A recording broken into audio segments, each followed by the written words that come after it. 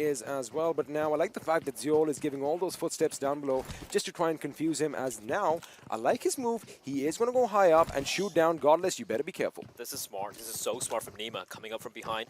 And he will be heard on out though. And he tried his best, but Godless spots him out. And he is able to get the finish, but not before he will in turn be knocked. ZYOL falls in well as well, and now it's all on Icy. That was a bit of a mistake there. ZYOL should have gone for the revive, as Icy could have basically given him some cover, but now it looks like Icy is going to be the last man standing. Again, they might just be knocked out right now, but you know what? They'll only come back stronger in the next game. You say they're going to be knocked out like you're so sure about it. Are you? Are you though? I mean, I'm not trying to jinx anything. Been a world of trouble, because I'll tell you why.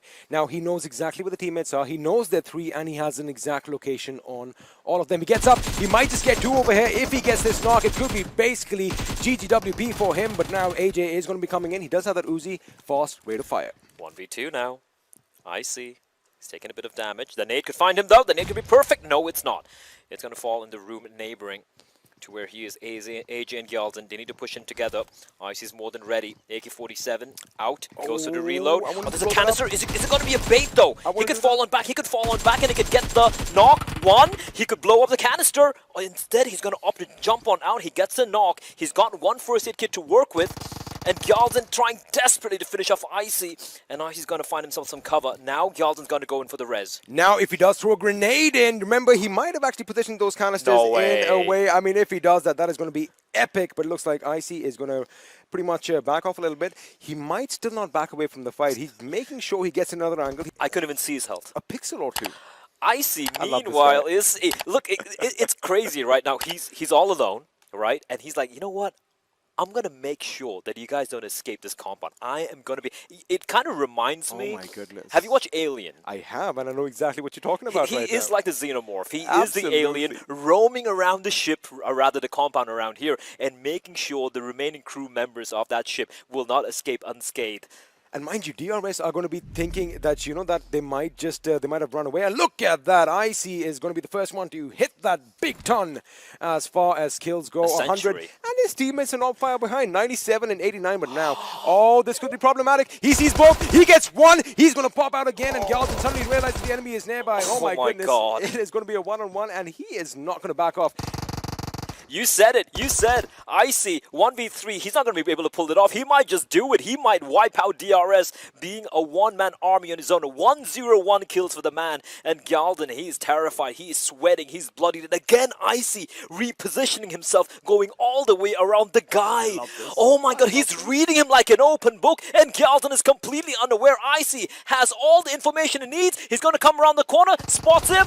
The Tommy comes out, and there you have it. Icy with the 1v3. He stalks them like a rabid wolf, and he takes them all down. Of course, you know what? That is a dance of victory, and he bloody well deserves it. Not only is he acting like a gangster with that dance, but the fact that he took him down with the Tommy gun, of course, a throwback to the 20s. Now, 7Cs over here are in a precarious situation, because on one end we have Skylight Gaming, and the little compound that they wanted to storm is already occupied, and looks like STALWART Flex are going to make sure they make enough noise with that little QBZ. I love this weapon in Sanhok. I mean, this is one of my favorite weapons. And Mimo. Oh, wait, what is he doing? The madman, he is just driving on past all that bullets. And how he's a better driver than you are. And now STALWART Flex unleashing a barrage of bullets, and Blade will find Turulov. Rig barely alive. Barely alive. He will heal himself in the nick of time. Blade's going to come charging on in. Instead, he's going to opt to spot the player out, and Rig's going to get sandwiched and finished off. Turulov also won't be lasting much longer here. Blade knows the knock took place right outside of this compound, and as he bleeds on out here, it is going to be his days being numbered. And it looks like the daredevil from 7C's, Memo himself, is only the one standing, as his teammates are going to fall 1 by 1. Turulov is going to be taken down as well. Well, looks like 7C's are now reduced to a one-man squad. But again, the one who went on the bike first usually does survive, right? Falling back towards his teammates, as bullets will continue to rattle off in the distance. And the ones doing all the battling are the boys from A1 Esports, who are just laying down a barrage of bullets on P and Crew's position because they know there's only one way this team can go. They have anticipated the fact that Skylight Gaming is going to be nearby. There you have it, as Leon takes down Killer, takes down Legend, and with that, P and Crew in the blink of an eye have been wiped off the face of Sandhawk. Oh, and Leo from the distance, Skylight Gaming and Stalwart Flex mowing down teams left, right, and center. And R3D as well jumping rather into the fray. 6 kills for them, all 4 alive. Stalwart Flex with 8 kills, all 4 alive as well. T2K now crawling around, trying to push on in as the play zone takes on Mimo from 7C, and I do believe that 7C also getting eliminated. Have a look at High Voltage pushing in on R3D's position. That is going to be a good flashbang, but they need to go in for the attack as well. Cloud is going to be blind, but now he jumps, he shoots, he gets him. Beautiful use of utility. Extreme goes down as well. That is what tactical gameplay is all about. You thought it was a grenade, it wasn't. The moment he was blinded, I love the fact that he went in for the kill, because I was thinking R3D could be in a bit of a bind because T2K was on one end. I love the fact that they knew they have to wipe out one team. The circle's got to close it further. Look at how many players there are in this tiny little circle of death. All they're going to hear right now is a tremendous amount of hissing and bullets being shot off as Aegis does spot the enemy. In fact, he just saw blah blah blah's feet, but Joker is going to take him out, and now it's going to be all hell let loose as everyone is going to try and kill everyone. And that is indeed what's going to be happening. It's deathmatch, ladies and gentlemen, on Sandhawk. People are falling like flies. T2K, they had 4 alive, and in a blink of an eye, they're down to 1 man. It is Rated Sir, and he is going to smoke himself off in desperation. DRS still have both the players alive and kicking. I like the fact that A1 Esports did take that northern rotation. Now they have the little advantage over here because they do have the high ground, and DRS are going to have to basically divert their attention elsewhere. Now Mr. Boro is going to go up against 4 Snakes. It is not going to be comfortable, as Uzum's position could be pretty crucial as well. He just might get a few members of A1 Esports from his flank here.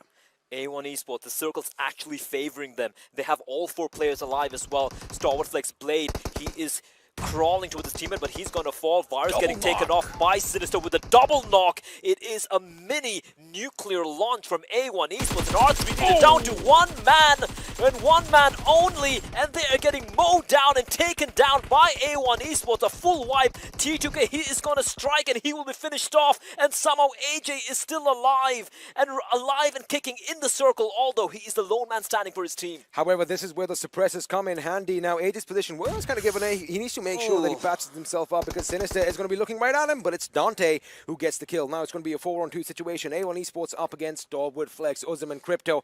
They have their work cut out, and the way A1 are spread out, it looks a little bit dicey, but Uzum could come up on the left side of this rock and get Dante, which he does, almost getting knocked out himself. Almost close, but no cigar, and he will have a little bit of time to heal himself.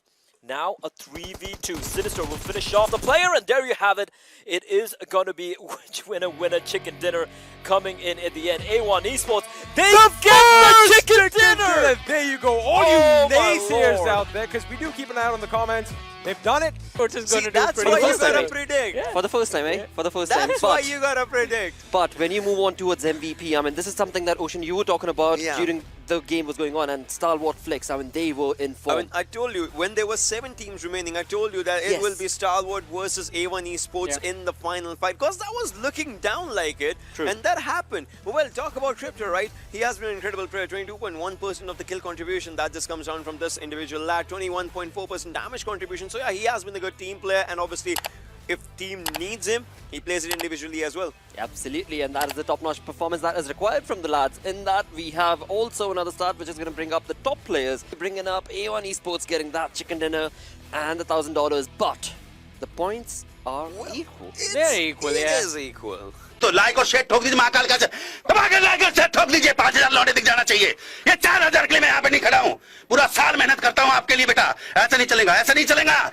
Like ठोकी दबा के like ठोकिए यहाँ पे देखिए